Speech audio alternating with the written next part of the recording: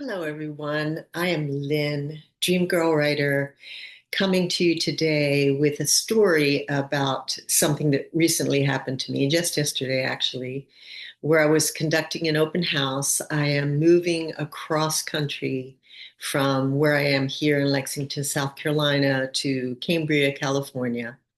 And in the process of moving, I have to unload myself of all my possessions because I'm not going to take my car. I want to move with just three suitcases. And so everything here is going to have to be sold or given away. And so I had this open house for my neighbors. I live in a very nice community where it's a small community and people are very close. And I have a lot of contact with my neighbors because I walk a lot. And so I put out the word that I was having this open house with some light refreshments, and I was going to have everything in my house for sale, including my car.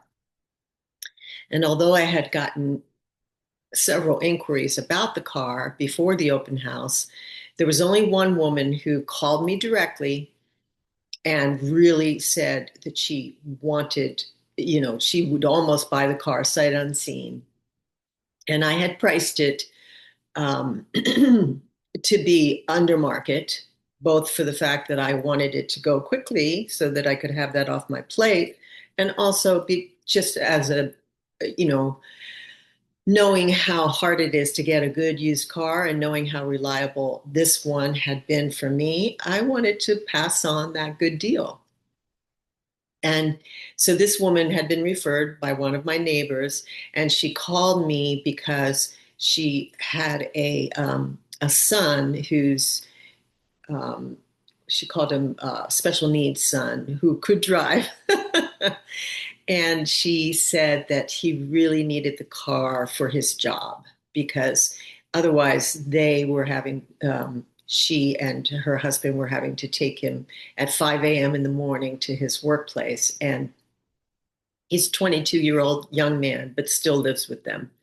So I just was touched by her story and also by the fact that she took the extra time to call me and to tell me her story. And so there was another gentleman who had arranged to come and look at the car, and I only knew him from the reference from another neighbor and had never talked to him directly. And so I was going to give them both a chance to drive the car and see if they liked it and see if it worked for them. And then, leave it up to the fates to decide, if you will.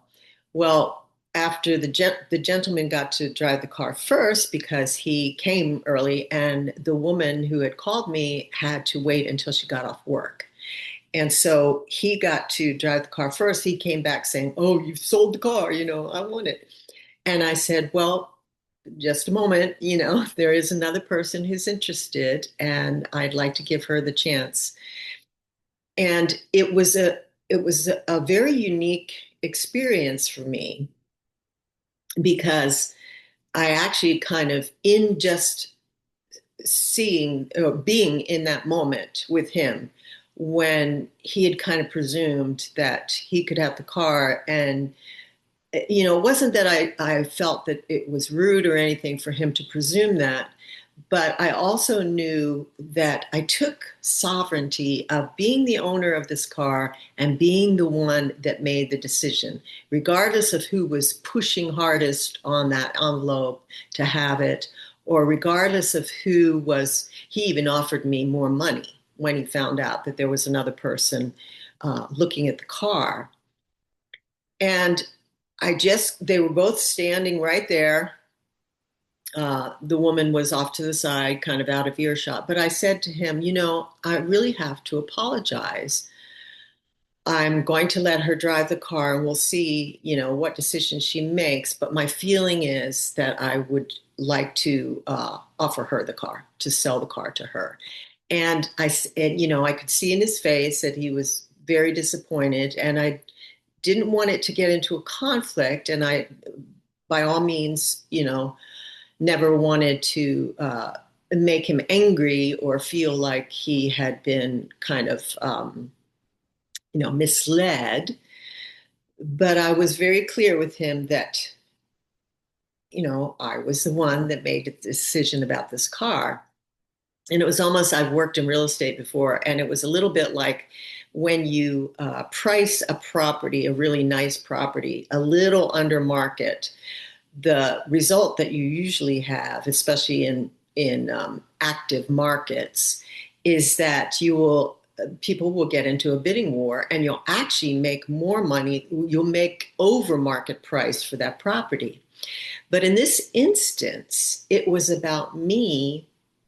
The money wasn't the factor for me. It was about me making the right choice for who would be the next owner of this car. And this car had been very valuable to me. I'd driven it across country from California to Lexington, South Carolina, when I came here 5 years ago, and it had been completely reliable since then. And it was, a good car in terms of its make and model, but it was also a good car to me. And it was almost like, a member of the family or one of those treasured possessions that you want to go to a good home. And so the man and I discussed it a little bit further, and he left, and he was okay with it. He said, I have to admit, I'm very disappointed, but you are the person that gets to make that decision. And the woman came back, and of course, she wanted the car, and she gave me a deposit for it, and we're going to exchange it as when I leave here. But the thing that was it seems very simple and, maybe a common everyday experience for many of you. But for me, what it was that I came at it with a clean energy, that my focus was never on the money, and it was never on doing the deal, and it was never on reacting or responding to that loudest voice, and then regretting it afterwards. And I even took a moment while that man was out driving the car, and I knew that this woman was coming to drive it, and I knew there may be, some kind of a quandary there. I took a moment to go into the bathroom and pray and to ask Holy Spirit for guidance in what would serve us all. And just these little things, the simplicity of me facing it cleanly and with good energy, and also being honest and transparent throughout the whole thing.